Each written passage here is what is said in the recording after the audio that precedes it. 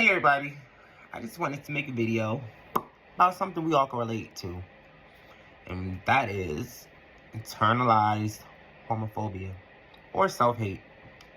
First, let me get into the definition of internalized homophobia.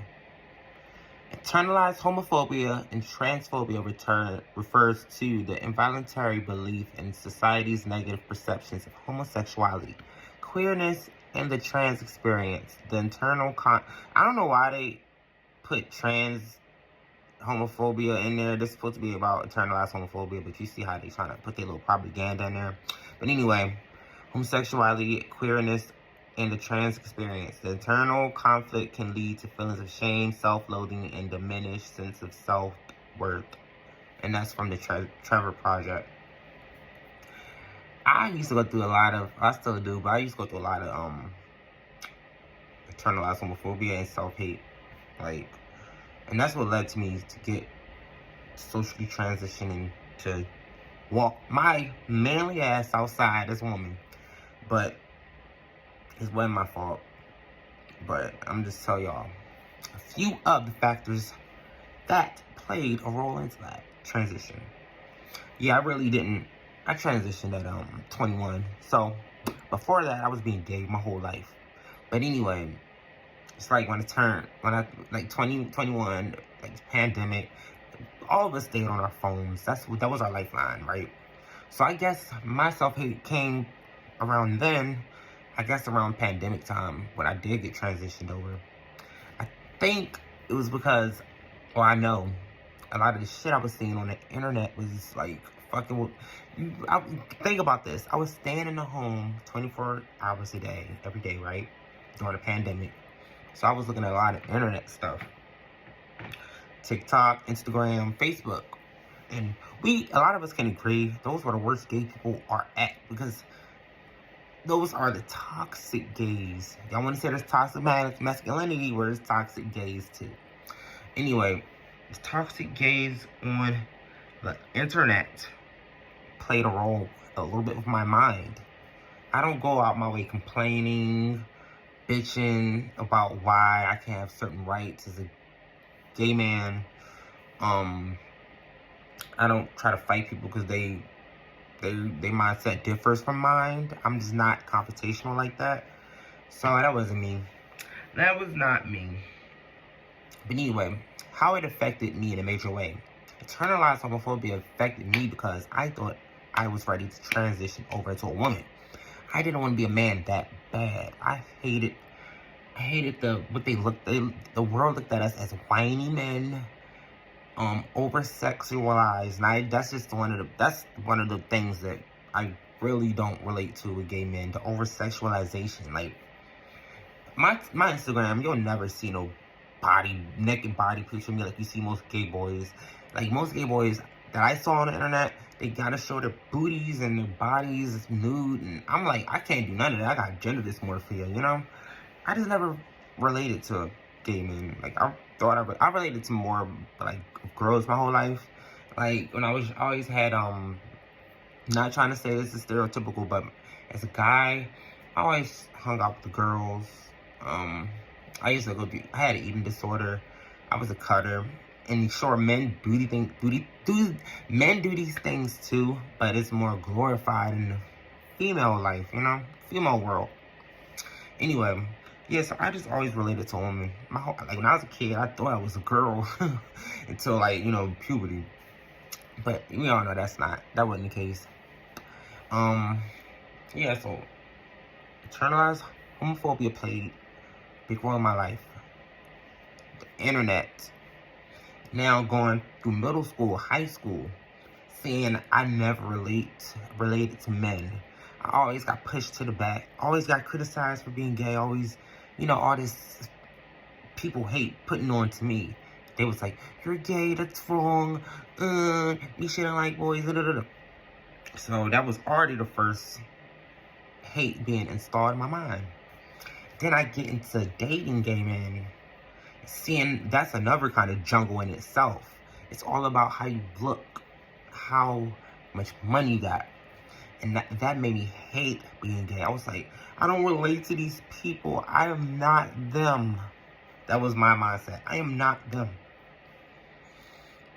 What else we got? Bad experiences with men played a role into that too. My whole life as a kid, I never had a dad, never had a brother, never had a male. I had male friends, but they weren't really friends. I didn't see them that much, but I never had male role models.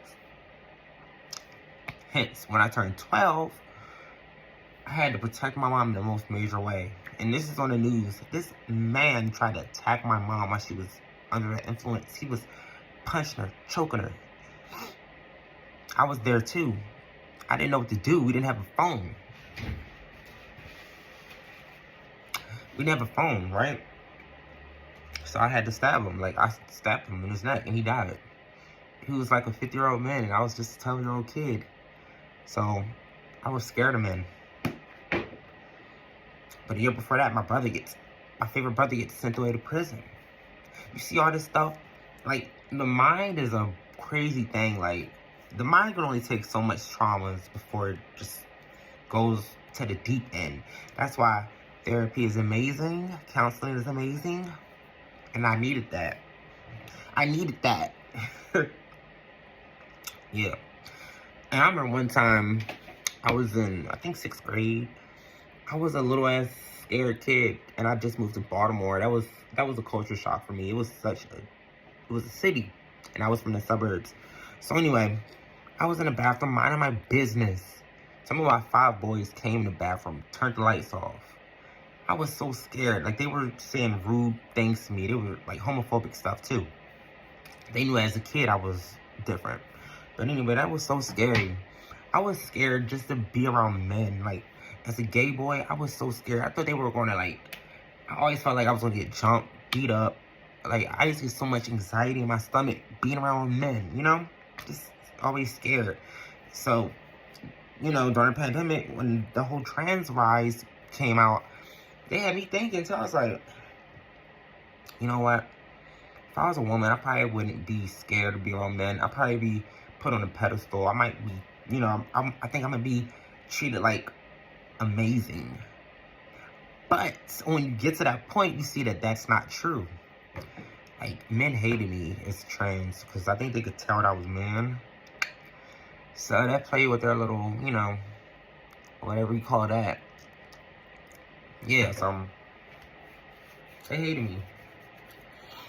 It was easy to just pass off as a guy, a girly guy, a gay guy, you know? Me, myself.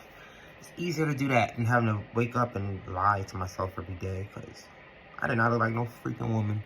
Well, I kind of did, but I didn't, you know. I've been to puberty.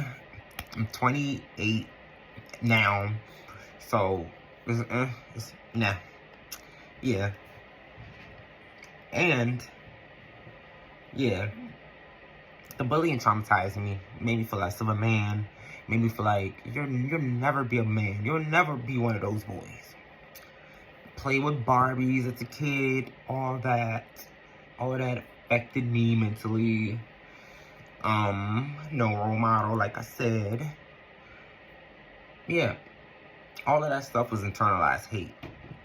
The things I didn't want to be as a gay man were all stereotypes.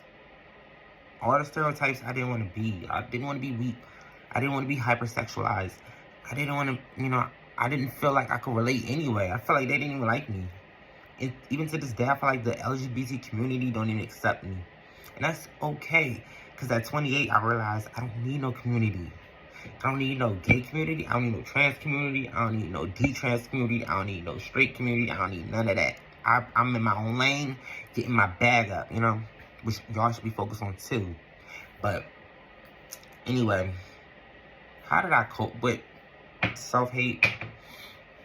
All I can say is going through a fucked up situation, like being in a body you don't want to be in. And it's weird because I'm talking about body I didn't want to be in was the trans body. So when I turned over to trans, it just made me love who I really was, because I see that was something I wasn't, you know? And it made me realize life ain't about what I look like. You know, it's really not.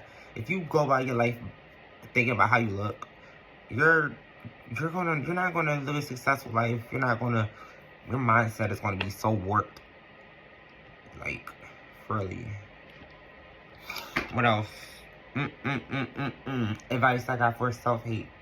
Before you cross that path of transition over to a sex you don't want to be, just love yourself for who you are, not for who you can attract or who you can have sex with or what you can possibly be.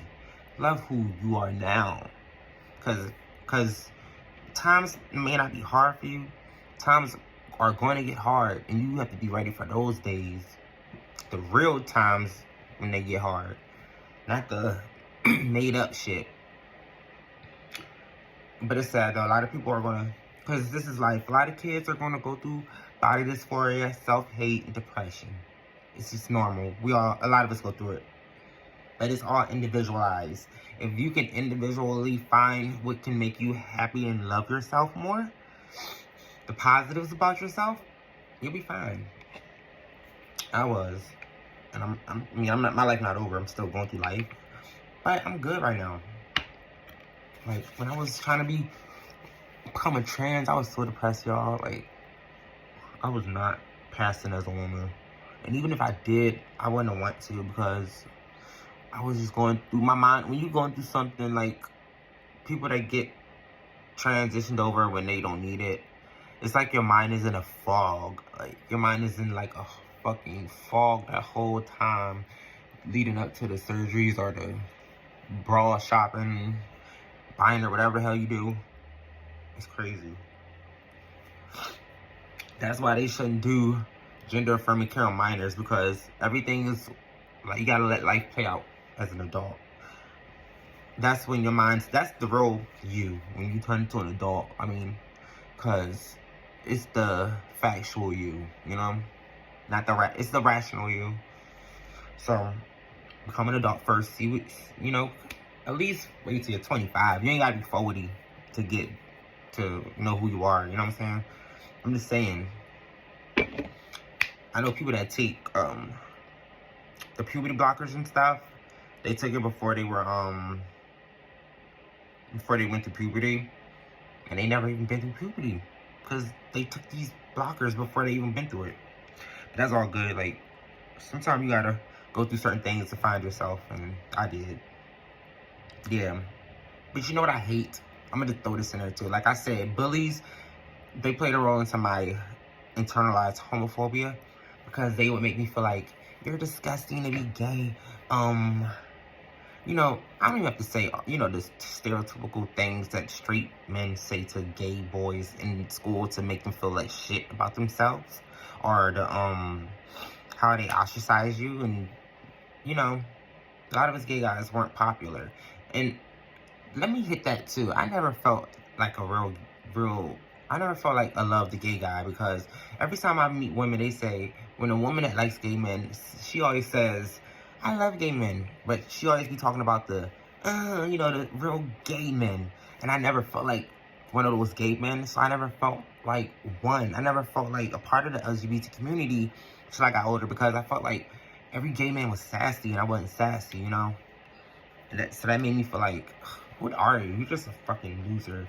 You're just nothing. You don't deserve to be here. Your life is worthless, you know? And now I see that my life is meaningful.